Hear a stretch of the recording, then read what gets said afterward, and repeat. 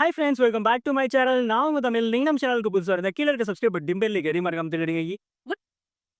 இனி நம்ம இதை பற்றி பார்க்க போகிறோம் அப்படின்னு பார்த்தோம்னா, நம்ம ஸ்விஸ் பேங்கை பற்றி நிறையவே கேள்விப்பட்டிருப்போங்க. ஸ்விஸ் பேங்க்னா என்ன? இந்த பேங்க்ல நம்மளால அக்கௌண்ட் வச்சுக்க முடியுமா? இந்த பேங்க் ஏன் அவ்வளோ ஃபேமஸாக இருக்கு? அப்படியே ஷார்ட் அண்ட் ஸ்வீட்டாக இன்னைக்கு பார்ப்போங்க. இன்னைக்கு ஒரு புக்கே ஸ்விஸ் பேங்க்னா என்ன அப்படின்னு பார்த்தோம்னா, இந்த ஸ்விஸ் பேங்க்னு நம்ம சொல்லுவோம்ல, இது வந்து ஒரு ஸ்பெசிபிக் பேங்கோட நேம் இல்லைங்க. சுவிட்சர்லாண்டில் இருக்க எல்லா பிரைவேட் பேங்கையுமே ஸ்விஸ் பேங்க்னு தான் சொல்லுவாங்க. இந்த ஸ்விஸ் பேங்க் வந்து வேர்ல்டோட ரொம்பவே சேஃப் அண்ட் செக்யூர்டு பேங்க்னு சொல்றாங்க. ஏன் இந்த ஸ்விஸ் பேங்க் அவ்வளோ ஃபேமஸ்னு கேட்டீங்கன்னா, இந்த ஸ்விஸ் பேங்க் வந்து 18th செஞ்சுரியிலே ஸ்டார்ட் பண்ணிட்டாங்க. ஆனால் 1934ல சுவிட்சர்லாந்து பேங்கிங் லா வந்து ஒரு புது கான்செப்டை கொண்டு வந்தாங்க. ஸோ என்னப்பா அந்த லா அப்படின்னு கேட்டீங்கன்னா, செக்யூர் பேங்கிங் கான்செப்ட்ன்ற ஒரு லாங்க. இந்த லா அப்படி என்ன பண்ணுன்னு கேட்டீங்கன்னா, இப்போ வந்து அந்த பேங்க்ல அக்கௌண்ட் வச்சிருக்காங்கல்ல, அவங்கள பத்தின இன்ஃபர்மேஷனை வந்து வெளியே ஷேர் பண்ணக்கூடாது. ஈவன் கவர்மெண்ட் கிட்டயும் சரி.